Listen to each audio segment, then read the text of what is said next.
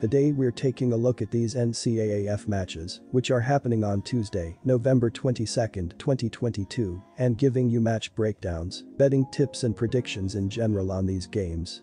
Welcome back to High Stakes, let's get straight into it. Also, don't forget to subscribe and push that notification bell to get notified as soon as we release these sport prediction videos, and if you would like more betting tips and predictions, then check out our Patreon in the link down below.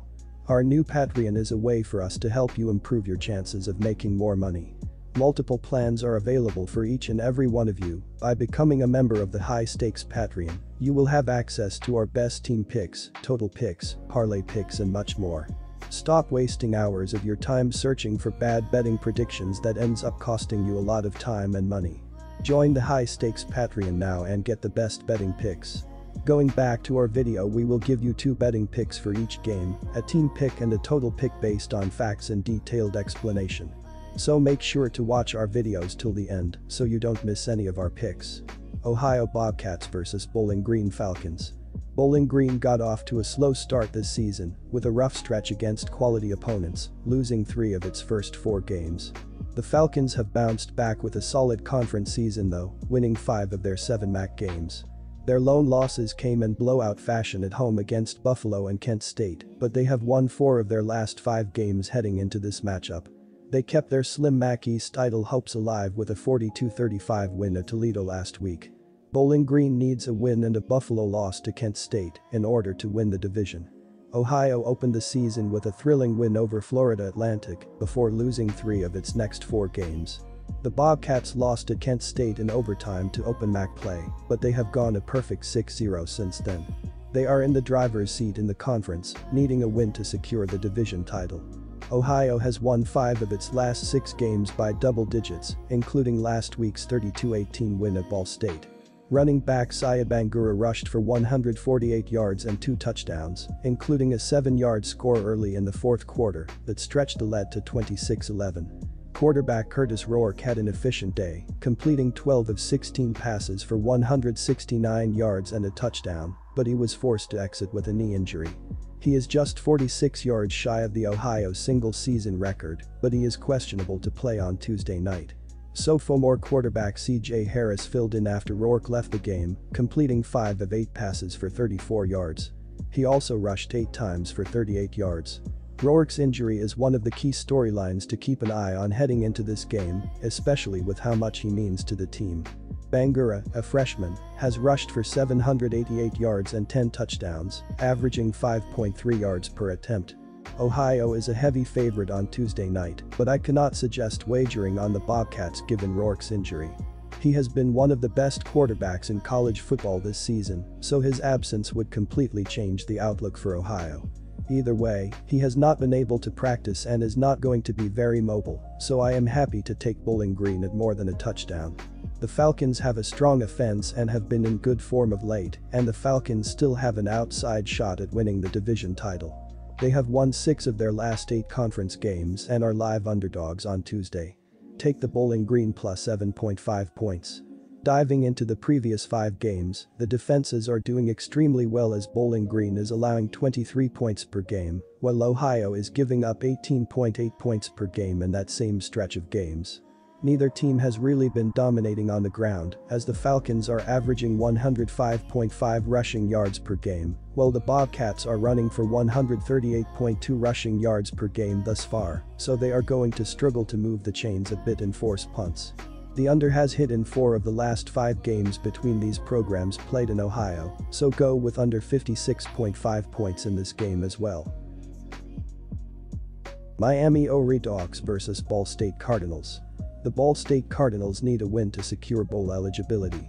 Ball State won 3 games in a row to begin MAC play, but has been inconsistent since and has now lost 3 out of their last 4 games. The Cardinals dropped a road decision in Toledo and were 3.5-point dogs in a 32-18 home loss to Ohio last week to dip to 3-4 in MAC play. They have covered in all 3 of their MAC road bouts. John Paddock hasn't been as effective recently. The junior QB has tossed at least 1 pick in 5 consecutive games but is racking up the passing yards. He accrued 273 passing yards last week and has collected 2606 passing yards, along with an 1812 TD to int ratio on the season. The Cardinals will pass more than run, but have a potent running back in Carson Steele. The sophomore has reached 100 yards in 4 out of his last 5 games and now has a remarkable 1376 rushing yards on 5.2 yards per carry. Receiving leader Jason Jackson has cooled down recently but has posted several big performances this season. The senior WR has recorded 822 receiving yards. The Ball State offense has scored 21 or fewer points in 3 out of their last 4 games. The Miami, Ohio RedHawks need to win this game if they want to play in a bowl game next month. The RedHawks were in this situation last week and came through with a 29-23 road win against Northern Illinois to improve to 3-4 in MAC play. They have now won 2 out of their last 3 bouts, with the only loss in that span occurring against an 8-3 Ohio squad.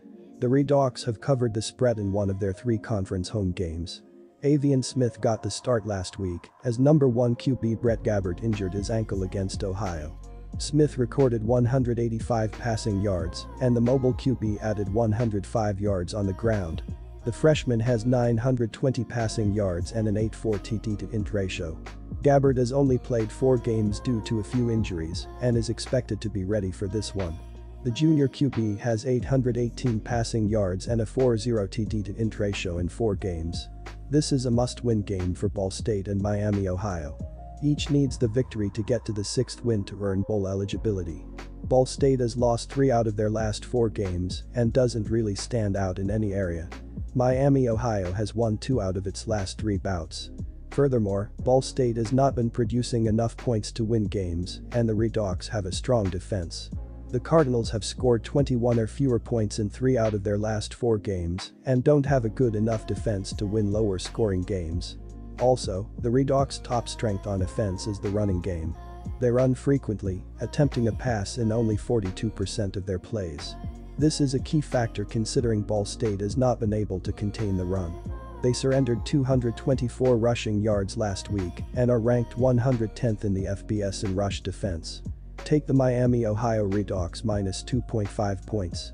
Both of these teams have been doing decently well offensively, but not enough to really expect a huge number here. Ball State is averaging 20.5 points in their last 4 games, while Miami is scoring 25.7 points in their last 3 games played. Both defenses also are not going to allow a crooked number on the scoreboard, as they should be able to defend well enough and put more of an NFL score than a college football showcase. The under also hit in the last 9 November games for Ball State and in 9 of the last 12 Miami games overall, so the under 45.5 points should hit here.